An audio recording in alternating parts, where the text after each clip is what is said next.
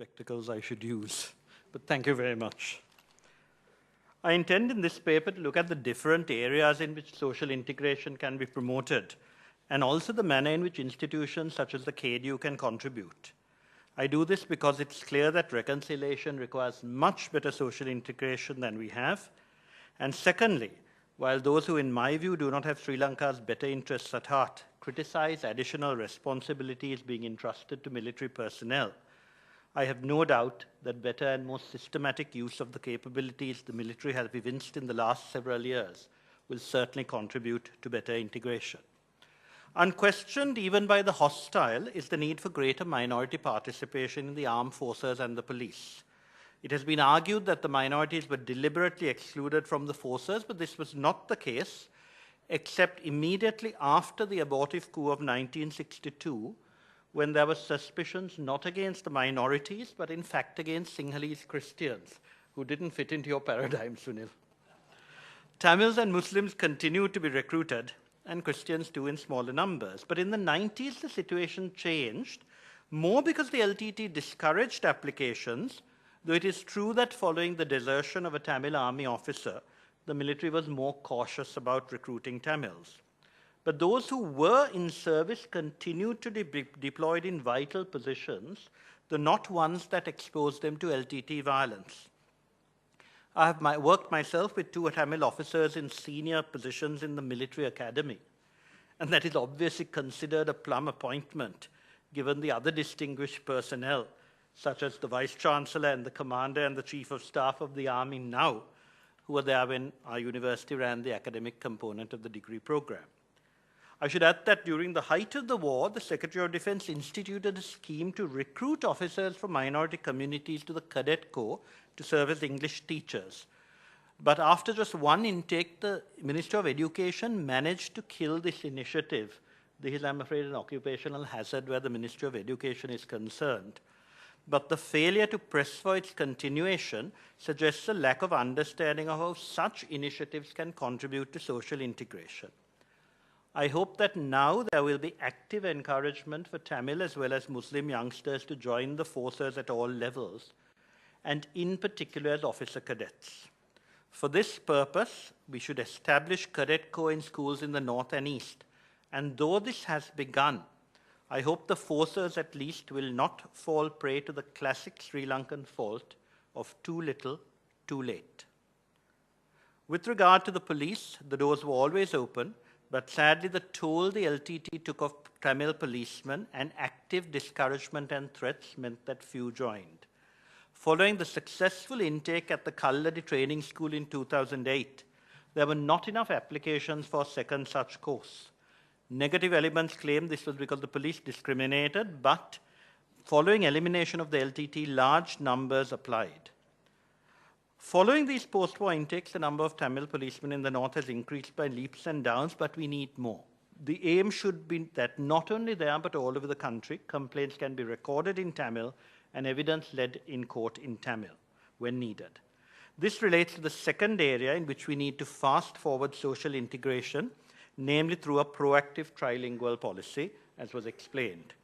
Though we cannot expect everyone to know 3 languages, we must ensure that all those in school now know at least 2, and we must provide mechanisms where opportunities to gain at least speaking competence in a second will be readily available to adults. Government officials, following the seminal reforms introduced by Minister D.W. Gunasekara, are required to achieve competence in the second official language to be eligible for promotion. But whether the regulations promulgated by the minister will lead to the desired results remain to be seen. Government must clearly make this a priority and provide better language learning mechanisms. This is not difficult to achieve, as I noticed in the north in observing how Sinhala and Tamil policemen working together had begun to learn each other's languages. This concept, that of peer learning, should be developed more widely, because I gather from not only officials but civil society in the form of rural development societies at reconciliation committees in divisional secretariats that there is a great desire to learn Sinhala. The complaint is that there are not enough teachers, but instead of waiting for the Ministry of Education to provide such teachers, and enough Tamil teachers for second language learning in the South, we should develop conversational classes through volunteer facilitators. The police now deployed in the North could easily contribute to this, but they should also show themselves willing to learn Tamil so that a symbiotic relationship could develop. Military personnel could also contribute to such initiatives, but there is a more powerful manner in which they could take the process forward.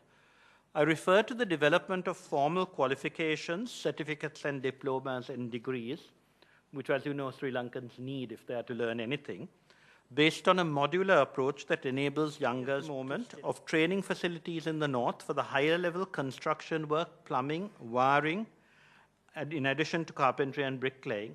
And at the moment, there are long bus journeys that people have to travel on if they're to get the requisite qualifications. This is an area the military can step into very easily. Because integration occurs most readily when people work together or learn together, and if both tasks can be combined, so much the better. I hope the KDU, since I think no other educational institute will undertake the task, should develop vocational courses that will also allow other service providers to train, while also setting up centers under civilian management that will provide not only training but work experience. The superb housing program that the military has commenced in the North, second in size only to the Indian effort, and moving much more quickly because of fewer bureaucratic constraints, can be expanded to include training and certification for the resettled. They could thus work side by side with military personnel in providing housing, both through funded projects and for those who have earned enough to expand the basic shelters with which they were provided. And one of the reasons to include soft skills in such training programs is to enhance employability in other contexts too. I noticed this in a center run by something called AIDET Action in Vaunia, where the students were actually enjoying themselves, a far cry from the almost deserted vocational training centers I had seen elsewhere in the North, with students looking as bored as the staff. With AIDET Action, self-expression was encouraged through cultural and social services activity, and their readiness to bring together the students in their various centers from all over the country, something that Professor Disanayak also suggested, the cultural synthesis, is an essential part of training. The result is that their products could be employed elsewhere. And another reason for suggesting a menu of courses is that we must also provide opportunities for those deprived of higher learning through no fault of their own to resume making their way up an educational ladder. The type of certificate I envisage would allow those who did not have ordinary level qualifications to catch up on this. And this is very essential in the North. A very sensitive police officer in Mullaitivu told me that most applicants for laboring jobs with the police did not have the ordinary level certificate required, but a few had advanced level qualifications which suited them for higher positions. That gap is not uncommon, since the LTT, while allowing a chosen few to go on to higher studies, prevented many from getting even basic qualifications. We should therefore facilitate their catching up, but practically not to making them go through the whole gamut of O-level courses.